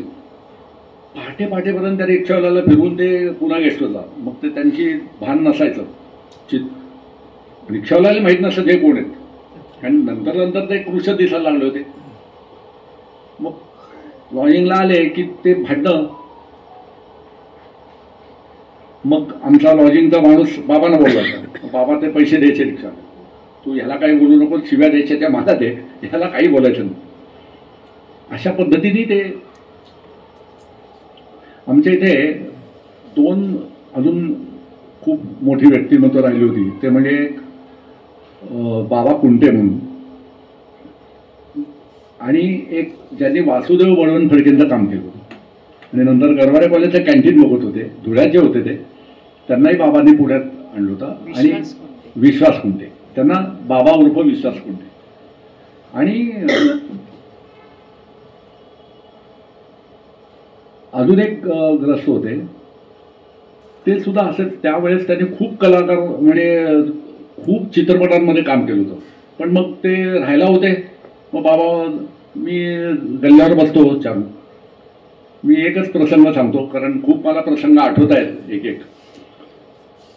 तर गल्ल्यावर बसले की ते राजबिंडा माणूस आणि अत्यंत म्हणजे एखादा हिरो ज्या पद्धतीने वागेल किंवा एक ॲटिट्यूड असलेला, कुठे कोणापुढे वागणार नाही, ते काउंटरला बसलेला माणूस. आता काउंटरवरचा माणूस त्यावेळच्या पुण्यातला तू विचार कर की सुट्टे पैशाचा प्रॉफिट आहे. आणि मी नाही देणार, सुट्टे पैसे नसतील येऊ नका इथे. बरं बाबा समोर बसलेले असायचे. बरं हे एवढे मोठे कलाकार की बाबा त्यांची बाजू घेणार. आणि मी तरुण हे सगळे MBA सगळं डोक्यात ठेवून हॉस्पिटॅलिटी व्यवसाय आहे. मी म्हणायचो बाबा अहो ते असं बोलतात, तू मध्ये पडू नकोस. मग त्यांच्या खिशात नसतील ते मुद्दाम करत असतील. तर हे मी यांच्या खोलीत गेलो. हो म्हटलं एक रिक्वेस्ट करतो मी. हा बोल रे. ते मला दादा म्हणाले. लोकांनी कामगारांनी मला दादा म्हणून माझे बाबा मला दादा म्हणायचे. अरे बोल दादा. म्हटलं अहो मी पाय पडतो, माझ्या बाबांना देखत बोलता येत नाही. आपण भेळवाला सुद्धा सुट्टे पैसे देतो म्हटलं 10 रुपये वगैरे. तर आपण अरे तुला असं ते काहीतरी खायचे, तुला माहित नाही दादा, अरे गिरायकाच्या खिशात असतात, आपल्याला उगीच गंडवतं. म्हटलं जाऊन दे ना, गंडवून दे ना, आपल्याला काय करायचं म्हटलं. अरे पण काळजी मग ते मिळत नाहीत ना हल्ली, तुम्हाला किती हवे मी आणून देतो. अरे पण तुझा हा स्वभाव सोड दादा, तू हे तुला माहित नाही. म्हणजे काय होतं, अशी व्यक्ती की जी न म्हणजे हॉटेल लाईन आणि याचा काहीही संबंध नाही, पण वेळ जात नाही किंवा तिथे आहे. आणि बाबांना म्हटलं की मला आवडतं ते बसायला. एकदा काय झालं, एक मोठा असा ग्रुप आमच्याकडे जेवायला. त्यांचं बिल झालं. बिल झाल्यानंतर तो जो माणूस होता तो आला आणि त्याने पैसे असे, तर ते पैसे दिल्यावर मी समोर होतो. यांनी बघितलं मला की आता मी त्यांना रिक्वेस्ट करत असतो की अहो तुम्ही सुट्टे द्या. यांनी काय केलं, ते चिडून आपले सुट्टे दिले त्याला, पण ते असे टाकले. तो जो समोरचा होता तो चिडला, हो पैसे नीट द्या. त्या दोघांची हमरी तुमरी व्हायला लागली. पण त्यांनी ह्याला ओळखलं नाही की हा मोठा एकेका लोक गाजवलेला. मी बाजूला घेतलं त्याला. हो तुम्हाला माहितीये का म्हटलं हे असंच. हा काय म्हणता शेठ. हा चुकलं म्हटलं मला. अहो खरंच माहित नव्हतं, मी असं ते चित्रपट बघितलं नाही. म्हटलं असं असं आहे, तुम्ही मला काही बोला, पण त्याचा ते अहो म्हटलं आम्ही असं. तो गेला तिथे माफी म्हटला काका मी नाही ओळख. हे आधी म्हणे थोपाडीत मारायची आणि आता बापे बघतो हाड म्हणलं. असे इतके विरोधी प्रसंग यात असे वेगवेगळे तुम्हाला सांगत बसलो ना, हे सगळे तिथे. पण लोकांनी कधी म्हणजे मी जसं मगाशी बालगंधर्वांचं सांगितलं की आमचा तो नोकर त्यांना म्हणायचा, असे अनेक प्रसंग तिथे होते. भक्ती बर्वे आणि शफी इनामदार नेहमी राहायचे, त्याला मोदक आवडायचे. तर असं प्रत्येकाचं तिथं करिअर होत गेलं. सामाजिक जे ह्या ज्या काही गोष्टी होत्या त्या बाबांनी खूप सांभाळल्या. आणि त्याच्यानंतर मग माझे धाकटे काका, मग ह्या दोघांनी मिळून एक टिफिनी म्हणून भारतातलं सगळ्यात पहिलं फिरतो हॉटेल सुरू केलं होतं. म्हणजे आत्ता जे आपण फूड ट्रक बघतो ते त्यावेळेस 1965 ते 1975 पर्यंत त्यांनी ते चालवलं. सकाळी RTOच्या इथं असायचं आणि संध्याकाळी सारसबागच्या समोर टिफिनी म्हणून. आणि त्यावेळेस मग शेंगदाण्याची मिसळ आपली उपासाची मिसळ वगैरे असे सगळे पदार्थ खूप पॉप्युलर होते टिफिनी. मग ती सुद्धा काय झालं की आमचा एक कोळशेवाला होता, त्या कोळशेवालाचा मुलगा तो पंजाबी होता, तो काकांच्या खूप मागे लागायचा. बाबांना म्हणलं की मला करिअरसाठी मला तुम्ही द्या, मग ते झुंडा. मग ते कार्य शेवटी तो बघत होता नंतर. म्हणजे असं ते सामाजिक भान ज्याला होतं अशा पद्धतीने हा प्रवास चालू झाला, तिथपर्यंत आला. आणि त्यानंतर मग त्यांचं माझ्या बाबतीत नेहमी असायचं की सामाजिक काम करा. मग मी प्रिझम फाउंडेशन म्हणून एक संस्था आहे की गतिवृद्ध मुलांसाठी म्हणून काम करते, त्याचा मी फाउंडर कमिटी मेंबर आहे. ते प्रभातोडला सिम्बॉसिसला लागून आहे. नंतर एक कामशेतला आम्ही एक सिनियर होम सुरू केला आहे, 13 वर्ष झाली, मीरा घर या नावाने. आणि एक आता नुकताच एक वर्षापूर्वी आम्ही सिंहगड रोडला संतोष हॉल समोर एक senior home for assistant living ते सुरू केलं. आणि बाबांनंतर मी हॉटेल व्यवसाय म्हणजे केटरिंग आणि रेस्टॉरंट असोसिएशन आहे त्याचा मी आता अध्यक्ष आहे, ते बघतो. अशा प्रकारे आमचं चालू आहे. सांगण्यासारखं खूप आहे. थोडं विस्कळीत झालं असेल बोलणं तर समजून घ्या. पण तुम्ही मला आपण झाल्यानंतर काही शंका असेल किंवा काही वाटलं तर तुम्ही मला विचारू शकता. मला थोडं आश्चर्य वाटतं, इतकं उदात मोठं मन वगैरे खूप चांगलं आहे, ओके. मग इतकं सगळं खर्च नुसतं का मग ते त्या प्रमाणात उत्पन्न होतं का? तेच ना, लोक तुमच्यासारखेच प्रश्न त्यावेळेला मला विचारायचे की अरे ते चालू म्हणजे लता दिदींपासून सगळेच जण कसं चालतं रे, हा काय ऐकतच नाही ते. पण ते कसं चाललं हे बघा आतापर्यंत. म्हणजे त्यांनी ना त्यांच्या जेवढ्या मुलाखती बाबांच्या आल्या, इन्व्हेस्टमेंट इन मॅन, लोकसंग्रह, हाच त्यांनी श्रीमंती मानली.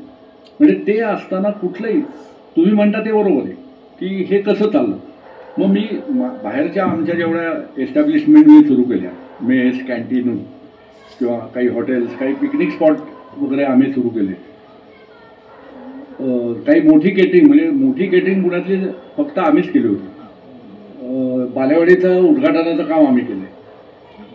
त्याच्यानंतर नॅशनल गेम्सचं आमच्याकडे मराठा चेंबर सुरू झाल्यापासून ते केटरिंग आम्ही करत होतो. आणि मराठा चेंबरचं एक्सपो वगैरे जेवढी एक्झिबिशन अजून सुद्धा ती आम्हीच करतो. सगळे मोठे. मला एक जागतिक चितपावन महासंघाचा एक इव्हेंट झाला होता 2008 साली, 28 डिसेंबर 2008. तो झाला होता कटारे हायस्कूलला. त्याचं व्यवस्थापन माझ्याकडे होतं. मी कराडे होतो आणि भाऊ चितळेने सांगितलं की हे करायचं असेल तर फक्त किशोर सरपोतदारच करू शकेल. हे मी अभिमानाने सांगतो, कारण त्यावेळेस कोणीही हे करायला तयार होतं. शिवधनुष्य होतं. आणि का होतं ते तुम्हाला सांगतो थोडक्यात. त्यांनी मला सांगितलं की असं असं करायचं आहे. मग मीटिंग झाली. मी भाऊ चितळे, आपले संजय लेले, केशव वधे, ते म्हटले की अरे 28 डिसेंबर, अरे दत्त जयंती. म्हटलं हो. वेफर्सचे पुढे द्या म्हटले. बस अरे म्हटलं जागतिक संमेलन करायचे आणि वेफर्सचे पुढे. अरे पण कोण एवढं, तुला काय कळणार आहे एवढ्या लोकांना, कोण करणार आहे म्हटलं. मी करणार आहे ना, मी करतो म्हटलं. मी उपासाची थाळी देतो, व्यवस्था मी करायची आहे ना. मग ती आम्ही केली सक्सेसफुली. आणि मला जो अंदाज सांगितला होता साधारण 5,000 आदल्या दिवशी, दुसऱ्या दिवशी 8,000 सांगितले होते. आदल्या दिवशी 15,000 झाले, दुसऱ्या दिवशी 98,000. आणि याचे सगळे पुरावे माझ्याकडे आहेत, व्हिडिओ आहे. तुम्ही म्हणाल हे तू कसं? मला जेव्हा कळलं होतं की सगळ्या ज्ञाती मंडळाचे वगैरे लोक आलेले आहेत, वातावरण चांगलं तयार झालेलं आहे, पुण्यामध्ये सगळी कार्यालय बुक आहेत वेगवेगळ्या ठिकाणी, म्हटलं इथे बरं बदनामी झाली तर आमची होणार ना, सरपोताला जमलं नाही, सगळे मीडियावाले फिरवत होते, म्हटलं आपले पैसे बुडणार नाही. बरं त्यांची मॅनेजमेंट म्हणून आमच्याकडे एवढे जमा आहेत, त्याच्यापेक्षा थोडं जास्त ठेव, बरोबर आहे.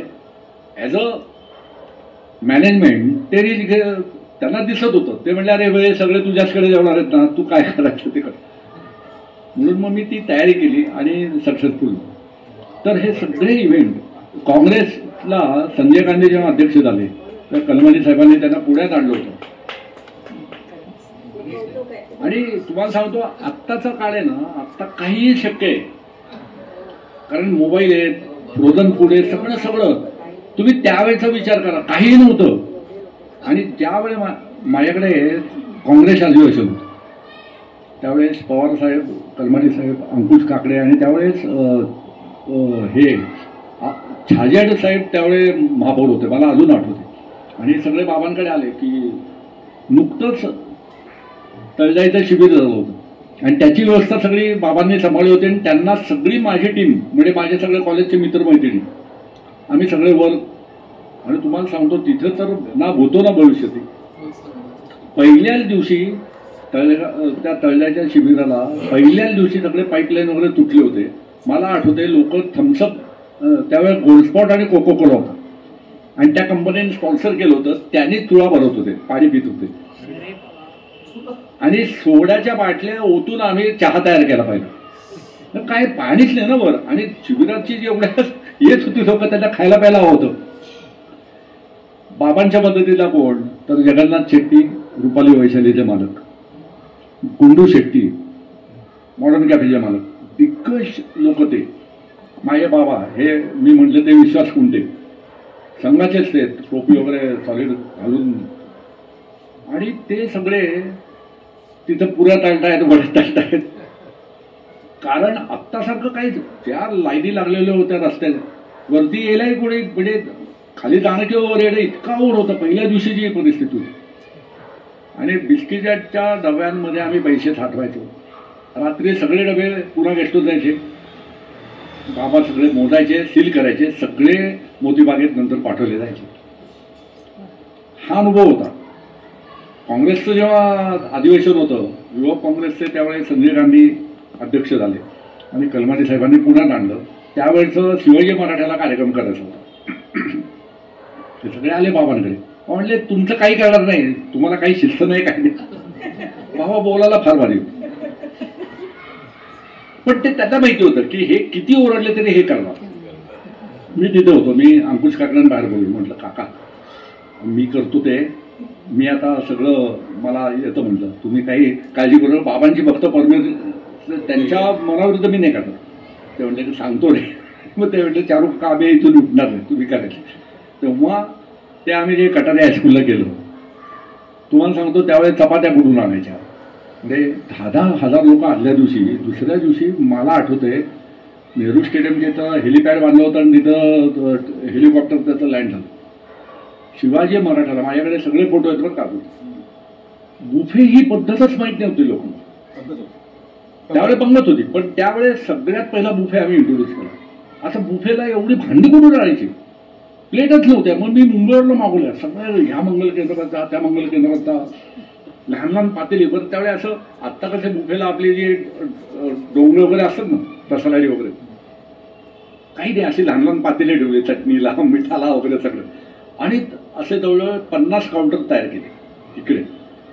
आदल्या दिवशी त्यांचं असंच झालं, आकडा वाढला, ते केलं आम्ही. दुसऱ्या दिवशी त्यांची लोक होती आणि जे आम्ही काउंटर लावलं, इतका मुसळधार पाऊस की आम्हाला उलटे करावं लागलं तिथे. आणि बाबा आमचे तुम्हाला सांगतो, बापरे, हॅट्स ऑफ तुम्ही, ते तिथं उभे होते आणि बायकांची लाईन इकडे, पुरुषाची लाईन इकडे, सगळे काँग्रेसचे लोक त्यावेळेचे तथाकथित आपण जे मान्यवर म्हणतो ना ते कोण आहेत बाबा, चालू काका नादी लागू नका, तुम्ही आपल्या लाईनीत उभे राहा. त्यांना लाईनची वगैरे सवयच नव्हती या लोकांना. आणि हे सगळे मला म्हणायचे ते चारू काका करतात बरोबर आहे, आम्ही तिथं पुढे जाणार. ते संघाची शिस्त ना डोक्यात ते होतं. ते इतकं ग्रँड सक्सेसफुल झालं. तर असे सगळे मोठे इव्हेंट सोनिया गांधी पुण्यात आले होते, राजभवनला उतरले होते. विलासराव देशमुख त्यांनी आठवण काढली, ते आमच्याकडे जेवायला यायचे कॉलेजच्या वेळेत असताना सुद्धा. ते म्हणले की यांनीच करायची व्यवस्था. त्यावेळेसचा माझ्याकडे अजून सुद्धा फोटो आणि आहे, मीडियाने रंगवलं होतं. राजभवनला आम्ही ते केटरिंग केलं तर सोनियाजींना सगळं मोदक, थालीपीठ, मटकी उसळ वगैरे, भाकरी, सगळं आपले जे पारंपरिक महाराष्ट्रीयन पदार्थ. दुसऱ्या दिवशी पेपरने म्हणजे मीडियाने ते रंगवलं होतं. विलासराव देशमुखांनी त्यावेळे उल्हासदादा पवार होते. उल्हासदादांना तर सगळं इन्सायक्लोपीडियाच आहेत. विलासरावांनी सांगितले की सोनियाजींना की चाचा नेहरू आणि इंदिराजी ह्या दिल्ली पुणे गेस्ट हाऊसला आळू भाजी आणि मसाले भात खायला जायच्या आणि ते आज तुम्हाला इथे ती मग मीडियाने न्यूज केली होती की गांधी घराण्याची तिसरी पिढी आणि सरपोतदारांची तिसरी पिढी असं. तसंच आता मोदीजी जेव्हा आले होते तेव्हा आपल्याकडे ती व्यवस्था होती. दगडूशेठला आले त्यावेळेस. त्यानंतर काय झालं, मोदीजींना आम्ही मोदक, कोथिंबीर वडी, मटार करंजी, थालीपीठ असं पाठवलं होतं. तर एका कार्यक्रमात मला 2 जण भेटले. मला म्हणले सरपोतदार जी आपकी फाइल है हमारे पास. अरे हाँ कौन सी फाइल, मेरे तो इतना टर्नओवर नहीं फाइल वगैरह. नहीं वो नहीं, हम लोग पीएमए ऑफिस की तरफ से, और हमने 2.5 महीने आपका ये किया था, सर्च किया था. आपके सब फूड आइटम्स हम लोग दिल्ली भेजते थे, वहाँ सब चेकिंग करके ही आपको ऑर्डर मिली है. मग आम्हाला खूप छान वाटलं की काय आहे, कोणीतरी रिकमेंड केले, ओळखीचं आहे म्हणून देणं आणि तुम्ही मेरिटवर तुम्हाला ती ऑर्डर मिळणं. तसंच मध्ये एक असाच बहुमान आपल्याला मिळाला, ते म्हणजे इंडियन पोस्टाने आपल्यावर पाकिट काढलं. तिकीट हे तुम्ही पैसे देऊन काढू शकता. पाकिटावर तुमचं नाव आणि फोटो वगैरे येणं पुणे गेस्ट हाऊसचा, for the propagation and promotion of Maharashtrian food culture and असं त्यांनी. आणि आम्ही जेव्हा गेलो त्या कार्यक्रमाला, वेगवेगळे सगळे अमराठी लोक डायसवर होते की ज्यांनी हे, ते म्हणले की 2002 पासून आमचे वेगवेगळे लोक पुणे गेस्ट हाऊसला वारंवार, इव्हन आपला आता पॅव्हिलियन मॉलला सुद्धा माझ्या मुलाने सुरू केलं. ती 4थी पिढी आमची. जिथं जिथं तुमचं आहे तिथे आम्ही जाऊन, आणि त्याच्यानंतर आम्हाला जेव्हा कळलं की अस्सल महाराष्ट्रीयन फूड आणि पदार्थ सुद्धा, नुसती थाळी नाही ना आपल्याकडे, आपण स्नॅक्स सुद्धा देतो. म्हणजे दडपेपोळीपासून हे वस्तू लोकांना माहीतच नाही. पाटवडी असेल, मासवडी असेल, सांबारवडी असेल, हे पदार्थ आम्ही आमच्या इथे देतो. कोथिंबीर वडी, थालीपीठ, त्याबरोबर थाळ्या, म्हणजे ग्रामीण थाळीपासून. तर असं कुठेही मिळत नाही. आणि त्यांनी जेव्हा त्यांच्या लोकांनी ते बघितलं तेव्हा त्यांनी युनियनिमसली आमचे सिलेक्शन केलं. आम्हाला हे माहिती नव्हतं. तर अशा प्रकारचे बहुमान हे काम असं चांगलं केल्यामुळे तुम्हाला एकाच लहानशा उदाहरणामध्ये महाराष्ट्रीयन परंपरा जेवणाची जी आहे ही आम्ही जी सांभाळतोय याचं महत्त्व एकाच उदाहरणात सांगतो. आपण कांदा भजी किती रुपयाला घ्याल? 40, 50, 60, 70 रुपये. मंचुरियन कितीला घेऊ? 200, 250, 300 रुपये. ही कांद्याची भजी आहेत, ती कोबीची भजी आहेत. मग मार्जिन कशात आहे? नॅचरली चायनीजमध्ये, पंजाबीमध्ये. हे महाराष्ट्रीयन आहे, पिकतं तिथे विकत नाही. पुरणपोळीला लावून लावून किती पैसे लावणार? मग त्यापेक्षा पराठा हाऊस करू ना आपण. याच्या व्यतिरिक्त नॉनव्हेज करू. हा लक्ष्मी रोड सारख्या ठिकाणी ती जागा आहे.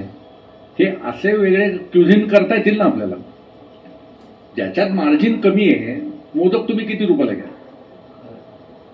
मग हे कशाला करायचे आपण दुसरं क्युझिन करू. पण ते न करता आपले हे पदार्थ आणि ही जी आपली परंपरा आहे ही चालू ठेवायचं. जे आता माझी 3री पिढी, माझे वडील असताना तर बंधनच होतं, याच्यात काही बदल करायचे नाही, पैसे वाढवायचे नाहीत. ते लोक आम्हाला पत्रकार वगैरे विचारणारे हे कसं परवडतंय तुम्ही, बरं आम्ही रेट वाढवले की खरंच महागाई झाली हे समजायचं. कारण बाबांचं फार शिरस्त असं अजिबात. तर त्या पद्धतीने, आणि त्यामुळे काय व्हायचं की मार्केट रेट वेगवेगळ्या डायनिंग हॉलचे त्यामुळे फार वाढायचे नाहीत. आम्ही वाढवली की मग महागाई झाली, मग ते वाढवलं. तर त्याचा पार्ट म्हणून आम्ही बाबा गेल्यानंतर सुद्धा आम्ही हे सुरू केलं. आणि त्याच्यानंतर माझा मुलगा 4थी पिढी सनद सरपोतदार.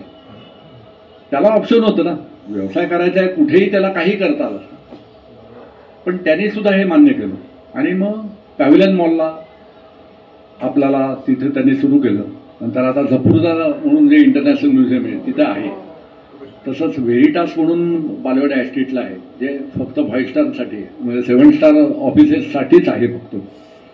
तर तिथे सुद्धा उपासाची थाळी, जैन थाळी, लोकांना ना उपास असो किंवा नसो ती थाळी खाण्यात इंटरेस्ट आहे. आपले वरईचे तांदूळ दाण्याची आमटी, मॉल सारख्या ठिकाणी लोक विचारू नये क्या आहे, आणि ते जेव्हा कळतं त्यांना दडपे पोळ क्या होत आहे, ही मजा येते. तिथं त्यांनी काय केलं, मुलांनी मोदकाचा रेट 75 रुपये ठेवला, कारण त्याचं भाडं आहे. आणि गंमत बघा, तुम्हाला रात्री 11ला मोदक हवा असेल तरी मिळणार आहे, तुम्हाला सकाळी सुरू झाल्यावर 12 वाजताही मिळणार आहे. अवेलेबिलिटीचे पैसे आहेत ते मोदक किती जातील माहिती आहे का? नाही. बरं ते मोमोज सारखे आहेत.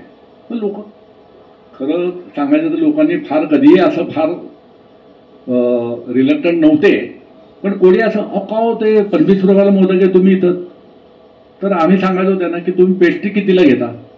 125 रुपये 150 रुपयाला एक पेस्ट्री लहानशी घेतो आपण.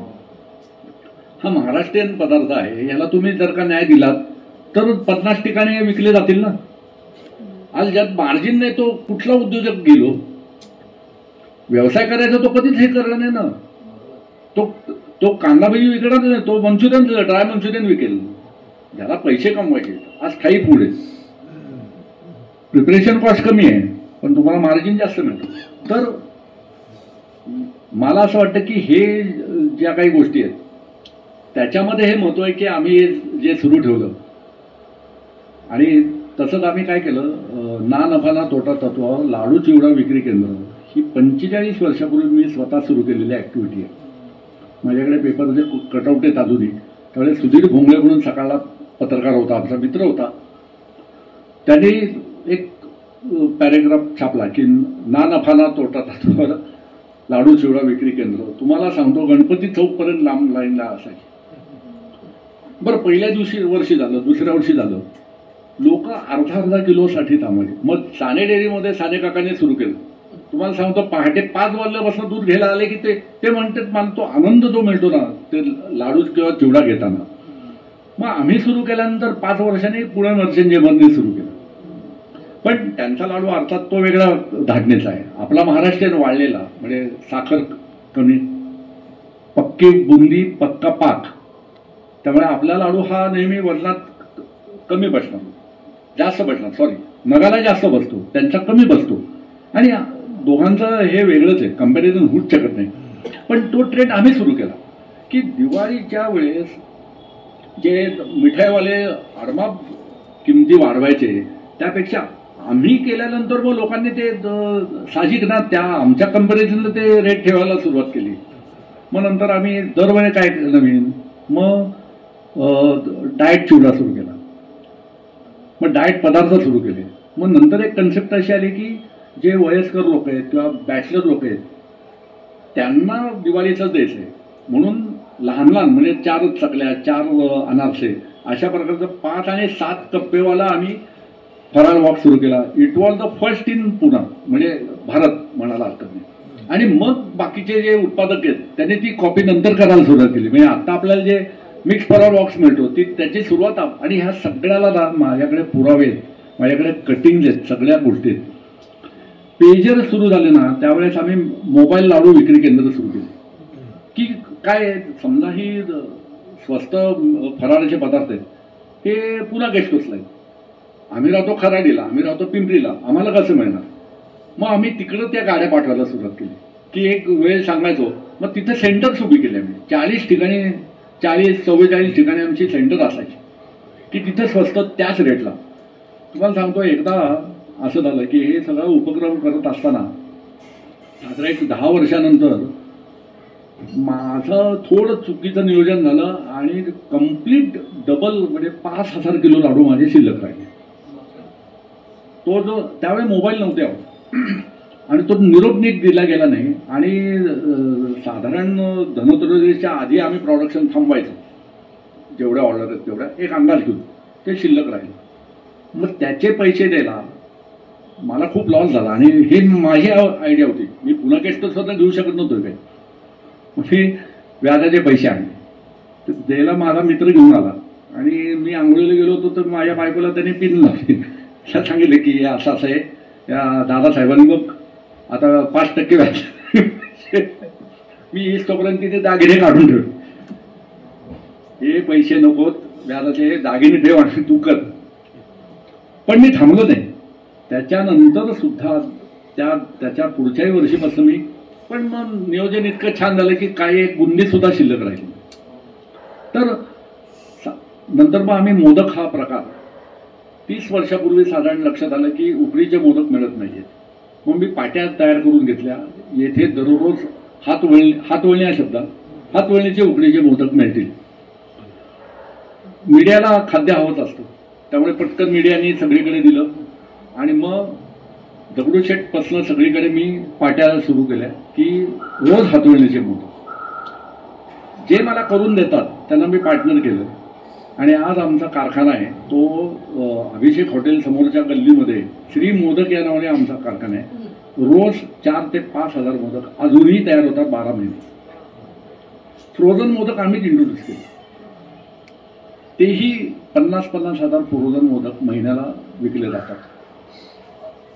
ह्या प्रत्येक म्हणजे मला सांगायचं हे की ट्रेंड सेटर ज्याला आपण म्हणतो त्या पद्धतीने आम्ही काम करायचा प्रयत्न करतो. आणि शेवटी एकच की समाजाचं आपण देणं लागतो. ह्या पद्धतीने अजून काम करतोय आणि तुमच्यासारख्यांच्या तुम्ही इतक्या वेळा ऐकून घेतलं त्याच्यात मला धन्यवाद वाटली की थोडंसं मेरी लाल मी हे केलं मी ते केलं असं झालं असेल तर क्षमा मागतो. आणि जे खरं आहे ते सांगितलं. याच्याबरोबर आम्ही काही उद्योजकता विकास कार्यक्रम घेतो. आमचे ग्रुप्स आहेत. हे मी सामाजिक बांधिलकी म्हणून सांगतो तुम्हाला की कोणीही कुठलाही उद्योग सुरू करावा त्याला कसं मार्गदर्शन मिळेल त्याचा आम्ही मेंटरशिप म्हणून काम करतो. आणि आपण जेवढं समाजासाठी करू तेवढं कमीच आहे.